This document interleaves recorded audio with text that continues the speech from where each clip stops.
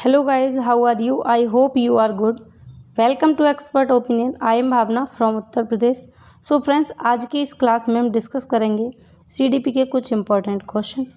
इससे पहली क्लासेस में बकाया क्वेश्चंस हमने डिस्कस किए हैं. आज हम 66 क्वेश्चन से डिस्कस करेंगे.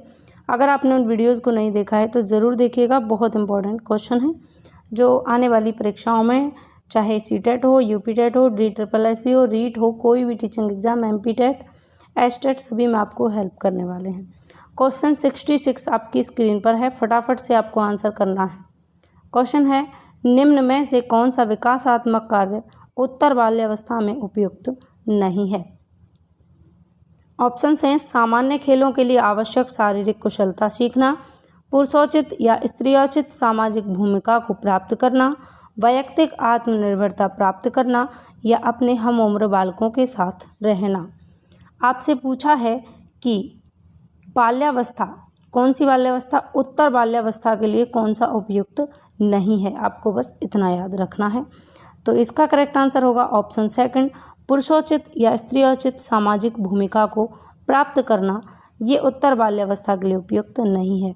6 से 14 वर्ष की अवस्था उत्तर बाल्यावस्था कहलाती है. ठीक है, 6 से हम ज़्यादातर मोस्टली 6 से 12 वर्ष की अवस्था को बाल्यावस्था कहते हैं, जिसमें 9 से 12 वर्ष की अवस्था उत्तर बाल्यावस्था होती है. तो 6 से 12 वर्ष कहना गलत होगा क्योंकि वो टोटल होती है, उत्तर बाल्यावस्था की बात है. तो 9 से 12 वर्ष की अवस्था उत्तर बाल्यावस्था होती है.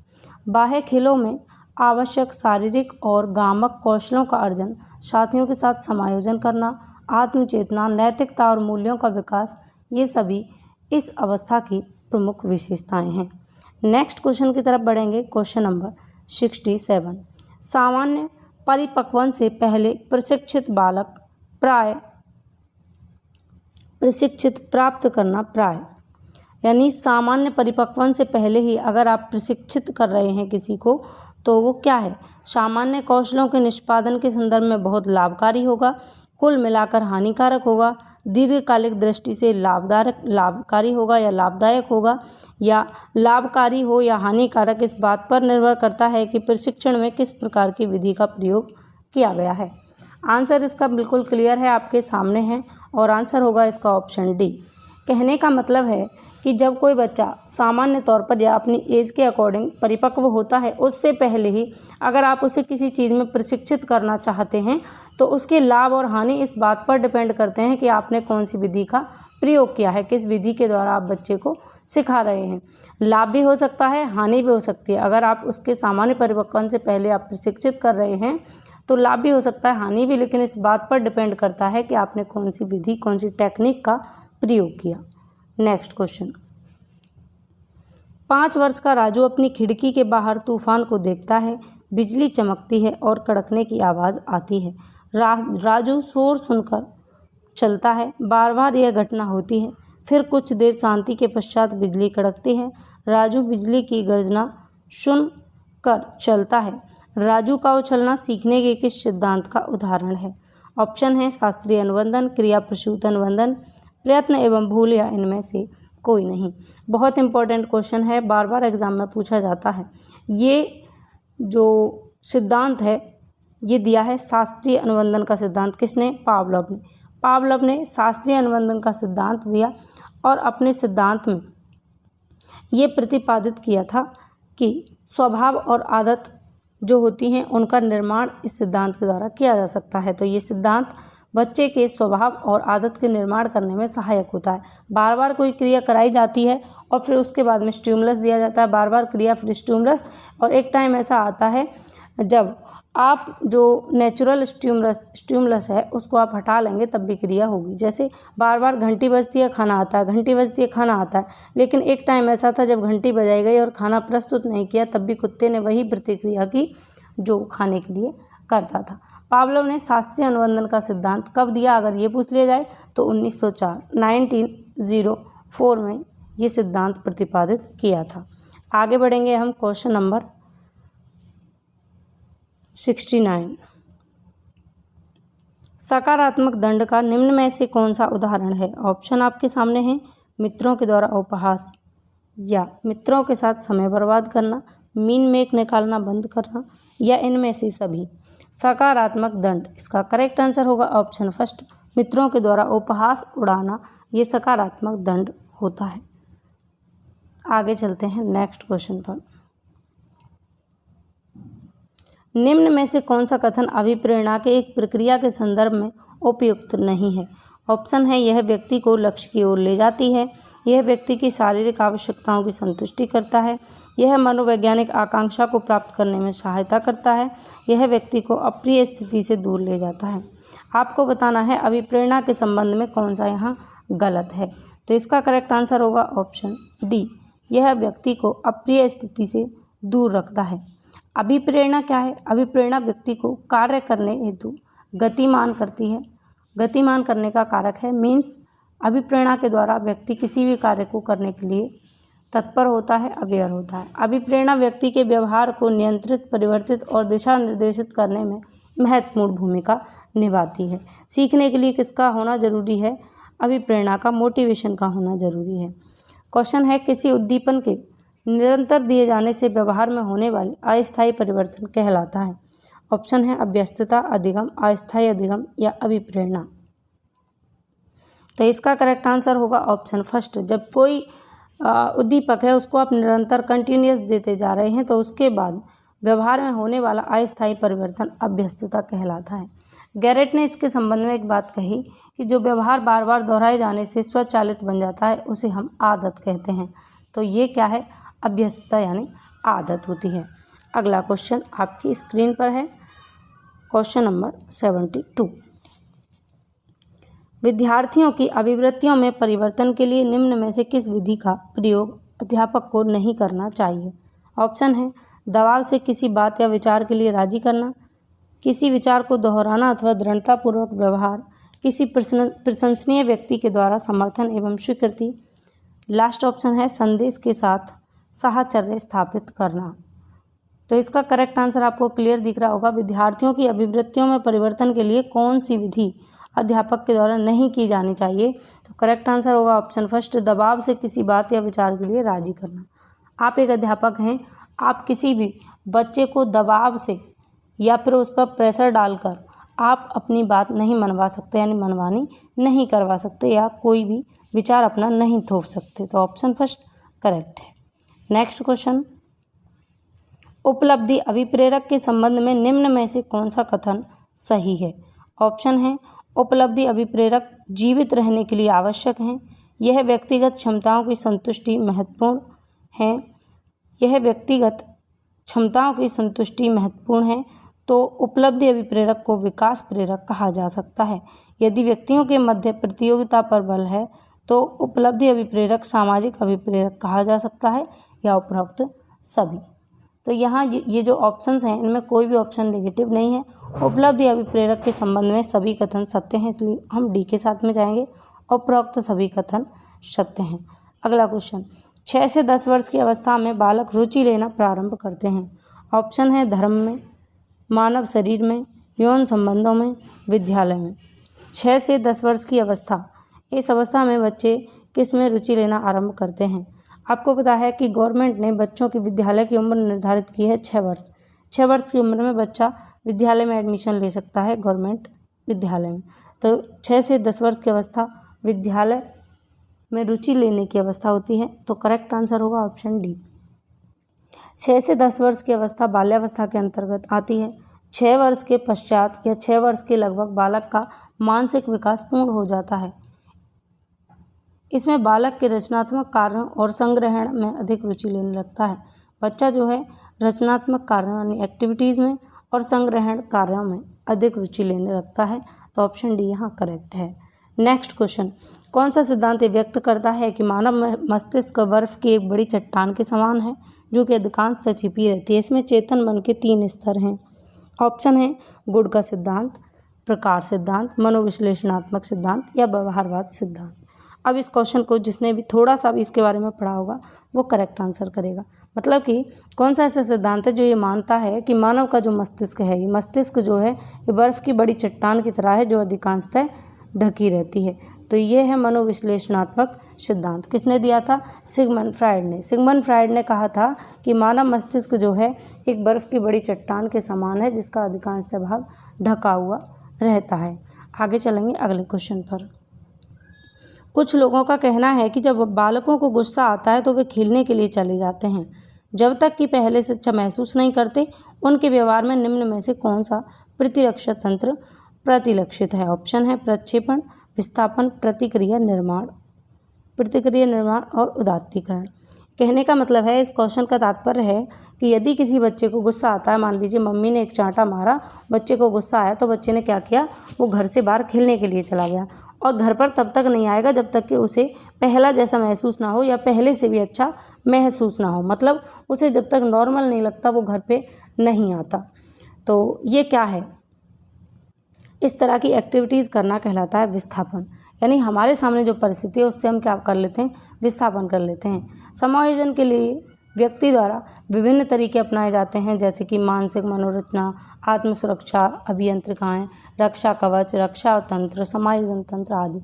विस्थापन में मनुष्य क्या करता है, जो कष्टपूर्ण स्थिति होती है, दुखदायी स्थिति जो होती है या समस्या का सामना करने के स्थान पर उससे पलायन कर लेता है। तो इसके लिए करेक्ट आंसर होगा ऑप्शन सेकंड, विस्थापन।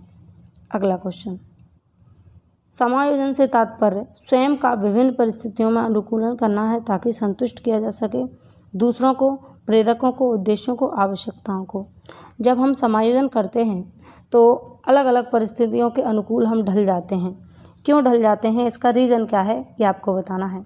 तो इसका करेक्ट आंसर होगा अपनी आवश्यकताओं को संतुष्ट करने के लिए, क्योंकि हमें आवश्यकता होती है और हमें पता है कि हमें मान लीजिए कि मेडिकल सर्टिफिकेट बनवाना है और वहाँ पर जहाँ हम मेडिकल सर्टिफिकेट बनाने गए हैं वहाँ हमें पता है कि 200 रुपये देने पड़ते हैं तब मेडिकल सर्टिफिकेट बनता है।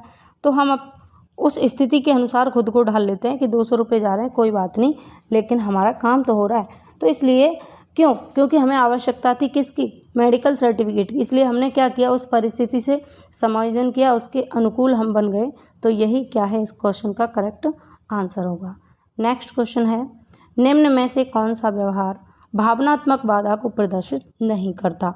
ऑप्शन है बाल अपराध, कमजोरों को डराने वाला, भगोड़ापन या स्वालीनता। भावनात्मक बाधा को प्रदर्शित नहीं करता, करेक्ट आंसर होगा ऑप्शन डी, स्वालीनता। स्वालीनता भावनात्मक बाधा को प्रदर्शित नहीं करता, ऑप्शन डी यहाँ पर करेक्ट होगा। क्वेश्चन नंबर 79, निःशक्त बालकों की शिक्षा के लिए प्रावधान किया जा सकता है समावेशित शिक्षा द्वारा, मुख्य धारा में डालकर, समाकलन द्वारा या इनमें से कोई नहीं। निःशक्त जो बच्चे हैं उनके लिए क्या प्रावधान किया जा सकता है, करेक्ट आंसर होगा ऑप्शन फर्स्ट, समावेशित शिक्षा द्वारा। समावेशी शिक्षा अपने आप में बहुत इंपॉर्टेंट पॉइंट है, बहुत इंपॉर्टेंट टॉपिक है जो हर एक एग्जाम में आपसे पूछा जाता है, तो इसको आप ज़रूर पढ़ें डिटेल में। अगला क्वेश्चन, निम्नलिखित में से कौन सी मानसिक मंदता की विशेषता नहीं है? ऑप्शन है बुद्धि लब्धि का 25 से 70 के मध्य होना, धीमी गति से सीखना एवं दैहिक जीवन की क्रियाओं को कर पाना, वातावरण के साथ अनुकूलन में कठिनाई, अंतर्वैयक्तिक संबंधों का कमजोर होना। आंसर बताएंगे इसका क्या होगा, करेक्ट आंसर होगा अंतर्वैयक्तिक संबंधों का कमजोर होना। अंतर्वैयक्तिक संबंधों का कमजोर होना मानसिक मंदता को प्रदर्शित नहीं करता, तो ऑप्शन डी यहाँ पर करेक्ट है। मानसिक मंदता में जड़ बुद्धि और मूढ़ बुद्धि यानी गूढ़ बुद्धि के बालकों को शामिल करते हैं। ये अपनी मानसिक मंदता के कारण सही तरीके से सीख नहीं पाते और मानसिक रूप से जो मंद होते हैं इनकी बुद्धि लब्धि 80 से 90 के बीच में पाई जाती है। अगला क्वेश्चन आपकी स्क्रीन पर है 81, विद्यार्थियों के मानसिक स्वास्थ्य को बनाए रखने के लिए निम्न में से कौन सा तरीका सबसे महत्वपूर्ण है? ऑप्शन है सह शैक्षिक क्रियाओं का प्रावधान, अभिव्यक्ति की स्वतंत्रता, रुचियों की भिन्नता या अध्यापक की भूमिका एवं विद्यालय का वातावरण। क्वेश्चन आपसे क्या पूछ रहा है, विद्यार्थियों के मानसिक स्वास्थ्य को आप बनाए रखना चाहते हैं तो उसके लिए आप क्या करेंगे? उसके लिए आप क्या करेंगे? करेक्ट आंसर होगा अध्यापक की भूमिका एवं विद्यालय का वातावरण। तो ये सारी चीज़ें किस में आ जाएंगी, विद्यालय के वातावरण में। जब आप बच्चे को अभिव्यक्ति की स्वतंत्रता देंगे तो आपके विद्यालय का वातावरण कैसा है कि बच्चों को अभिव्यक्ति की स्वतंत्रता है, उनकी रुचियों में भिन्नता है, उसके अकॉर्डिंग आप शिक्षण कराते हैं। सह शैक्षिक क्रियाओं का प्रावधान किस में आ जाएगा, विद्यालय के वातावरण में और अध्यापक की भूमिका में। तो ऑप्शन डी जो है होलिस्टिक वे में है, सारे ऑप्शन इसी में समाहित हैं।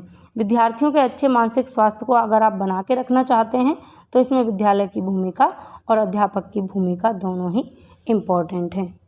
चलिए आगे बढ़ते हैं क्वेश्चन नंबर 82 पर। कमजोर वर्ग के बालक से तात्पर्य है। कैसा बालक, कमजोर वर्ग का बालक।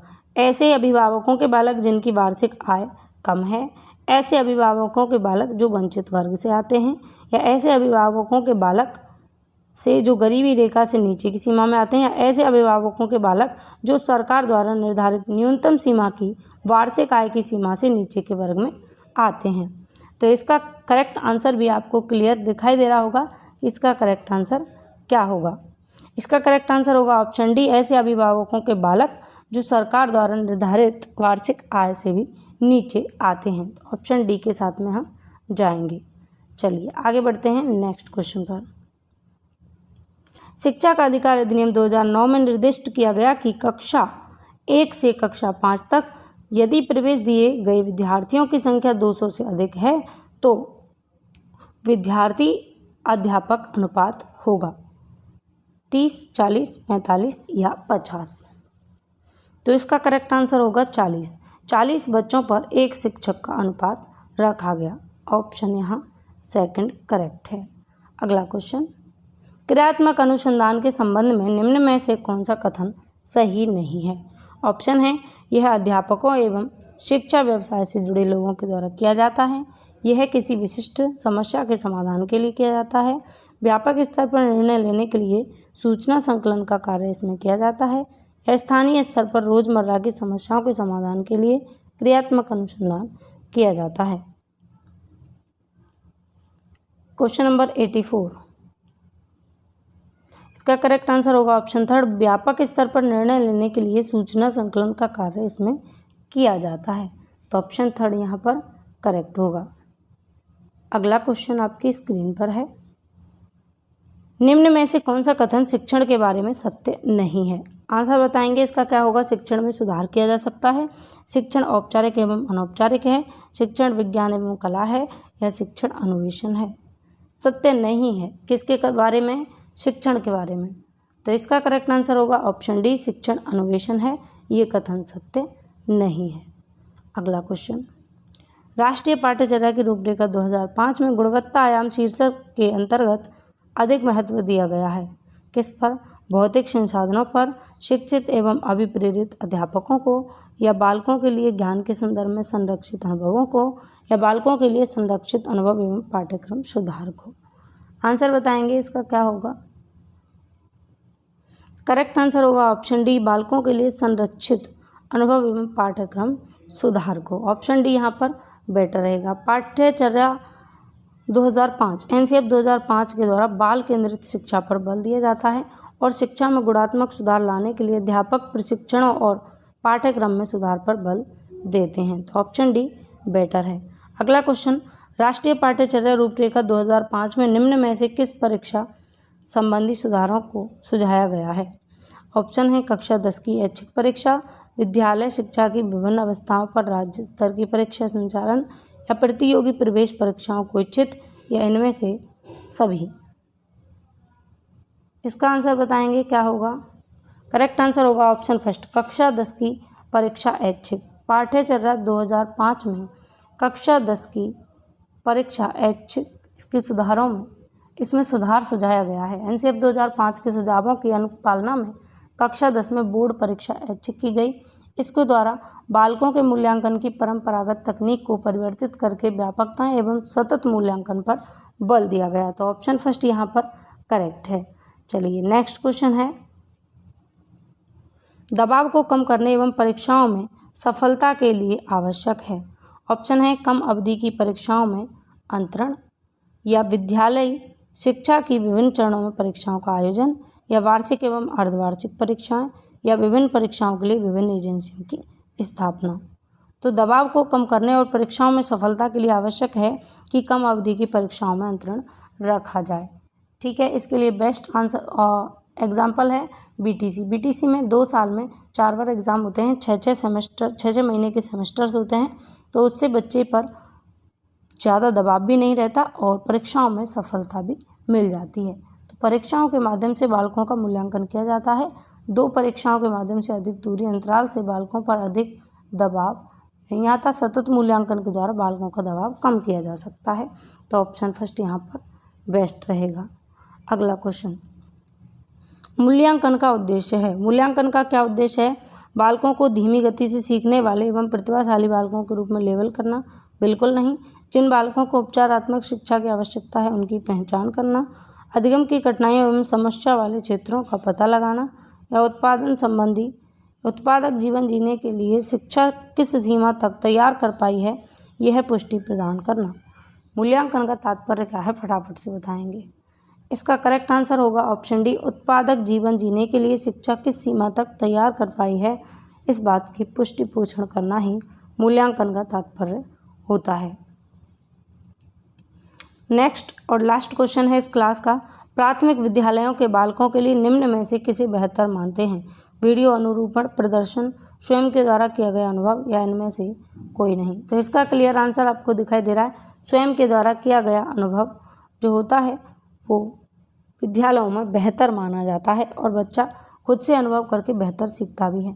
प्राथमिक कक्षा की अगर हम बात करें, प्राइमरी क्लासेज में बालकों में अमूर्त बुद्धि तुलनात्मक रूप से कम विकसित होती है, इसलिए बालक मूर्त रूप से देख करके गतिविधियों में भाग लेना पसंद करता है और बालक अधिक सीख जाता है। तो ऑप्शन यहाँ पर सेकंड सही है, स्वयं के द्वारा लिया गया अनुभव। तो फ्रेंड्स, ये थे कुछ टॉप 25 क्वेश्चन। आउट ऑफ 25 आपका स्कोर कितना रहा कमेंट करके बताइए। ये क्लास आपको कैसी लगी ये भी ज़रूर बताएं। अगर पसंद आई हो तो लाइक शेयर ज़रूर करें। मिलेंगे हम अगली क्लास में, तब तक के लिए बाय बाय। आप अपना ख्याल रखें। अगर आपने हमारे टेलीग्राम ग्रुप को ज्वाइन नहीं किया मिशन सरकारी मास्टर, तो इसे ज़रूर ज्वाइन करें। यहाँ आपको डेली क्विज़ेज कराई जाती हैं। चलिए, अपना ख्याल रखिए, टेक केयर। चैनल को सब्सक्राइब कर लीजिए, नोटिफिकेशन आइकन को ऑल पर क्लिक करके रखिए। Bye bye.